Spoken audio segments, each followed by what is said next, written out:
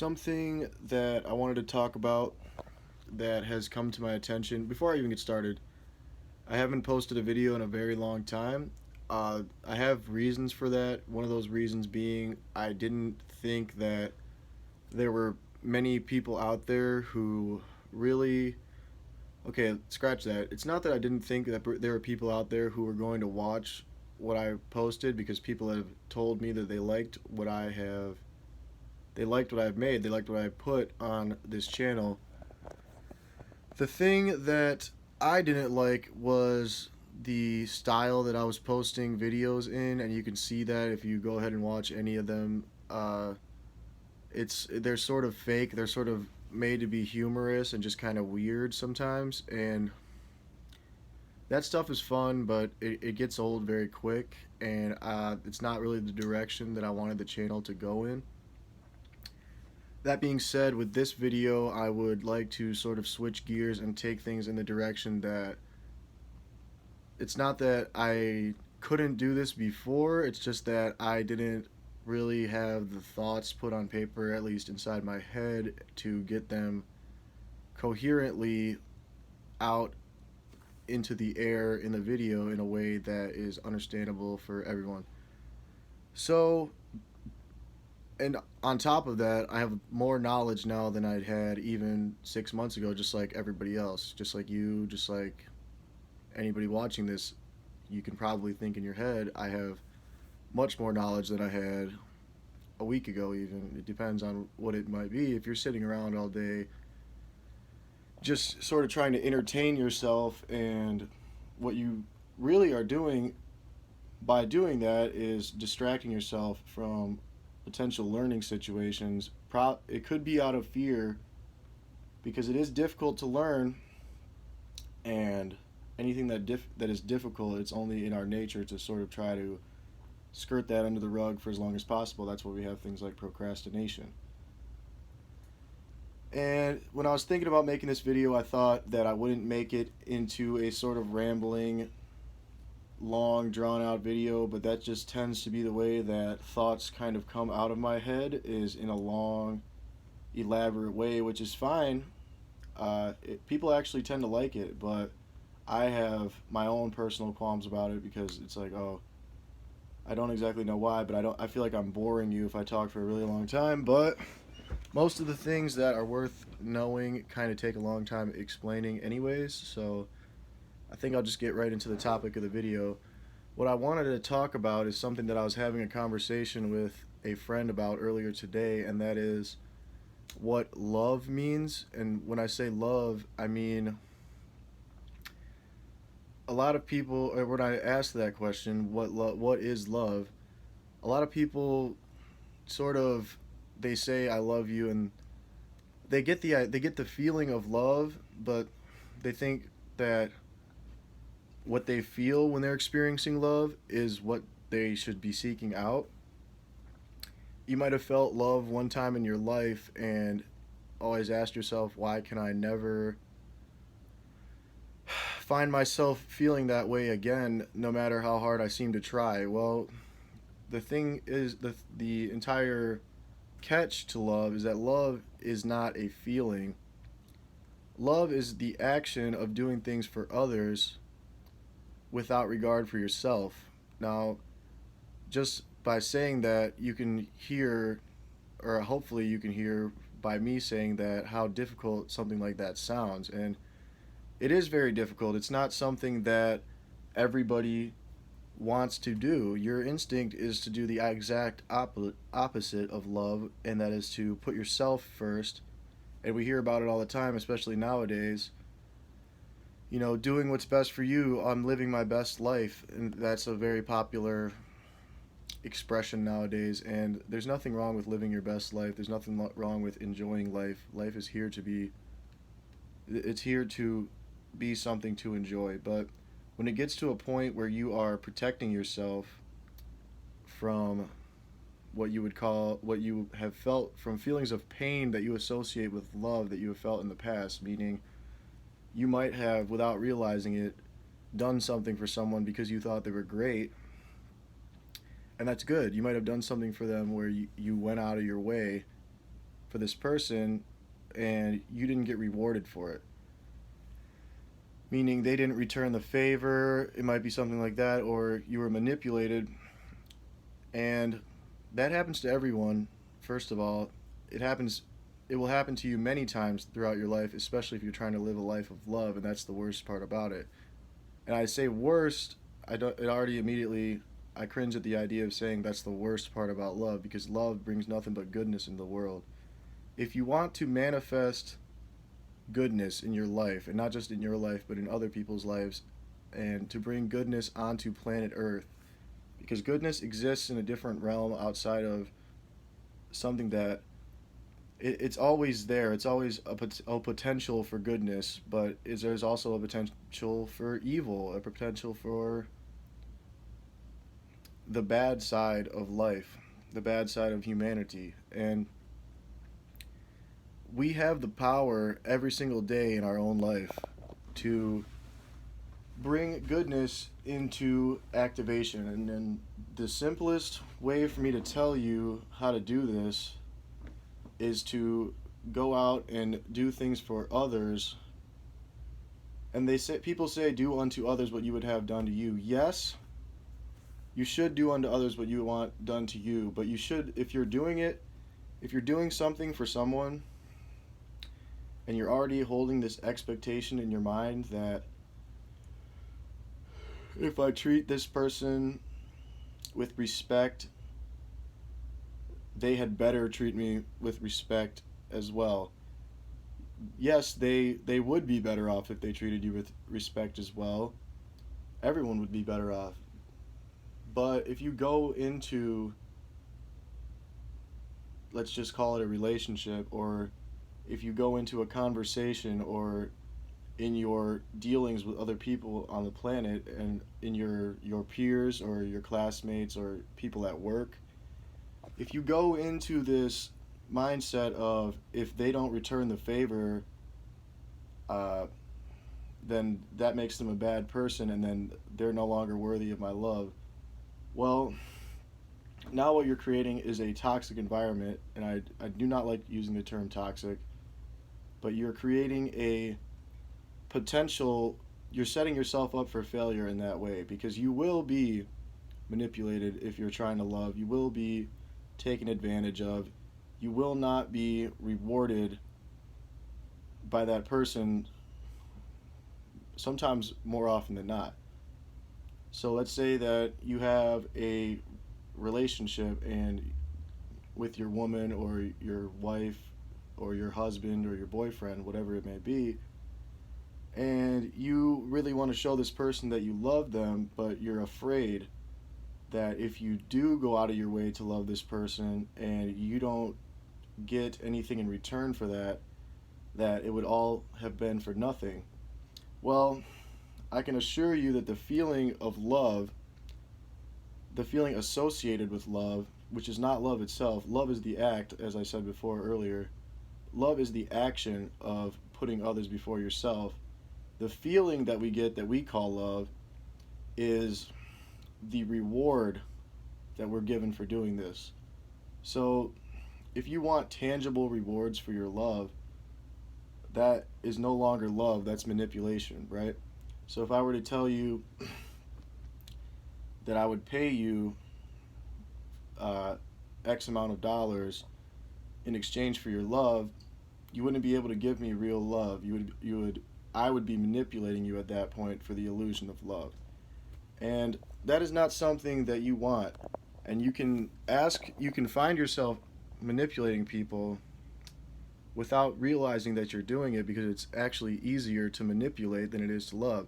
And a lot of times we have never learned love, or we might have loved someone and felt this feeling of love, but we could never get it back because we're so guarded by the shields that we put up against our own sort of better interest. We've put these blockers up to stop us from doing acts of love because we are so afraid that what has hurt us in the past is going to hurt us again in a new person. So, uh, to give you an example from my life, there was a woman in my life who I would have done anything for, and this person, it wasn't their fault, but they simply, for whatever reason, decided not to do the same for me that I would do for them. Now, that is not something that I would hold against them, but at the time I did because I didn't understand what love actually meant. And I'm sure I'm not alone on this. I bet a lot of you can relate with this, where you have sort of felt cheated out of love, like you deserve love back just for giving someone love, but in doing that, you've already missed the point. You've sort of put yourself in a position where you're destined to fail. Now, that does not mean that you let people walk all over you. If there's someone in your life who you love, and I love everyone, and I know, okay, I would love to love everybody. I know that I don't. I'm not a preacher or someone who can just stand up here and tell you that I'm the best person in the world and that everybody in the world, I want them to be my best friend. There are people out there who I don't like, who it would be extremely difficult for me to do something, to go out of my way for this person. Does that mean that you hate this person, or that you shun them, or that you say nasty things about them, or you say mean things maybe even to their face, and sort of try to make them feel bad in the same way that they might have made you feel bad? Well, you don't do that. What you need to do is forgive them, of course, because if you don't forgive them, you're going to hold on to this pain forever. You have to find it in your heart to forgive them, no matter how long it takes, no matter how much effort it takes. You have to find it in your heart to apologize for the things that you might have done to make this person uh, at arms with you, or what's the word? Argument. I don't know the word, but the things that you might have done to make this person dislike you, treat you badly. You have to recognize that if both of you don't like each other, or if it's a one-way street where you like them and they don't like you back, if you have done wrong, then you have to apologize for what you've done. And if they have done you wrong, whether or not they apologize, you have to forgive them. And once that's over, if you know that this person is bad for you and they're going to be detrimental to your life, the only thing that you can do at that point is, and I hate using the term cut them off because it sounds very aggressive, but you have to slowly but gracefully, which is probably one of the most difficult things you'll have to do, slowly but gracefully remove this person from your life. And, I didn't want to get religious in this video because a lot of people could disagree with that. And, if I live my life doing everything in a way that I'll never run into a disagreement, well, I can do that, but I'm not going to get a whole lot done. So, what I'm going to say now is something that a lot of people might not want to hear, and that's all right. This is my space where my space, huh? This is my YouTube channel where what I say is kind of, this is something that I can control. So what I'm going to say now is I'm going to make a comparison, right? When Jesus was put on the cross, he knew that he was going to die. He didn't resist. He didn't even when he was asked to stand trial, he didn't even try to prove anyone wrong for the crimes that he was accused of, which everyone in the courtroom couldn't actually think of a crime to accuse him of. They just kept chanting, "Crucify him, crucify him." And Pontius Pilate agreed.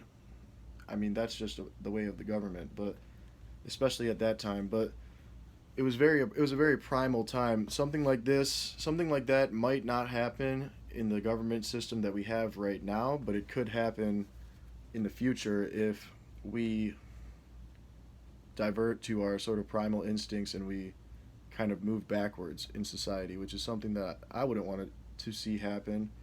There are third world countries where it's happening right now, and it's definitely not a good place. With that being said, Jesus did not resist his crucifixion. he did it for us because when God was killed, Jesus is God in human form. When he was killed, without resisting, what he was doing was he was making a sacrifice so that our sins would be forgiven, right? Because I believe that, and this is, I might stutter a little bit while I think about this, but I believe that in doing this, Jesus wanted to understand, or by the time that Jesus had lived his entire life, a forgiving person and basically someone who had followed the truth and had lived a life of love, and he saw the way that humanity treated him for it, which was very badly in the end, and they killed him. I think that this helped him understand exactly how hopeless we are. And it's humbling to say it, but to recognize that we could be this hopeless gave God the idea that we must be forgiven, because there if we could take a person like Jesus and demand that he be put on the cross and killed, then it's easy to see how flawed we are. And in recognizing that we are almost un unchangeably flawed, I don't know if that's proper English, or irreversibly flawed in the way that there's almost nothing that we could do to stop our flaws. God was graceful enough because was gracious enough because he loves us to decide that we should be forgiven. As long as we acknowledge that what we have done is wrong and that it is our own fault, it's not that there's nothing that we could have done to change the situation, but what I'm getting at is that we will be forgiven. Now, so Jesus bearing the cross and carrying the cross uphill and being nailed to it and killed, ultimately dying on the cross, that was the act of love that he did for us, that he did for you. And we would, almost nobody on earth that I can think of, probably no one, would be able to do that, would be able to face death for others, right? That's the ultimate sacrifice. But in his in his honor, we can make our own sacrifices, however small they might be, to bring some form of goodness into life. And it doesn't have to be financial. It can be financial. That would work. But as long as you don't take that towards a path of manipulation. But the number one sacrifice that you can make for God and for your fellow man, the number one cross that you can be nailed to, is to relinquish your pride in exchange for other the happiness of others. And what I mean by that is, when you do something for someone and you know that you won't get anything in return, you are going to feel a twinge of almost pain. If you are human and you're capable of feeling emotion, you will feel this. And that twinge right there is your pride telling you not to do what you are about to do. Most of the time, your pride is incorrect, because your pride will lead you. It's driven by fear, right? That feeling is fear, and it is trying to drive you away from activating this goodness, activating this love. Because when you do something that is an act of love, that is selflessly in favor of another person, your body and your mind cannot recognize the benefit that will be gained from it. You might never see the benefit that will be gained for it. And that's the beauty of it. That is true love. So before I get too sidetracked, I think I'll wrap it up there. I wanted to thank Kenny at Shields of Strength. It's a Instagram account. I got a lot of the ideas from this video, from things that he talks about. He talks a lot about the Bible, and it would be unfair for me to say that 100% of what went into this video came from my own thoughts, because I'm no philosopher, right? I take a lot of information in from other people, apply it to my own life, and then sort of use that to come up with my own opinion, right? I'm sure everyone does that. So I just wanted to give a little shout out to Kenny at Shields of Strength. Go ahead and check out his Instagram. And if you've been waiting for me to upload, I apologize for the wait. I hope you like this video. I hope you share it with a friend. I hope, or just watch it by yourself. Just enjoy it. And if you didn't enjoy it, that's okay too. I hope you learned something from this. I hope it wasn't just incoherent rambling, but I think that most people can get at least a word or two of knowledge out of what I had to say here. So, with that, I would tell you goodbye. Have a good night. God bless you. And know that someone out there loves you. And even if they don't, you are capable of loving someone else at all times. All right, that'll wrap it up. You have a good night.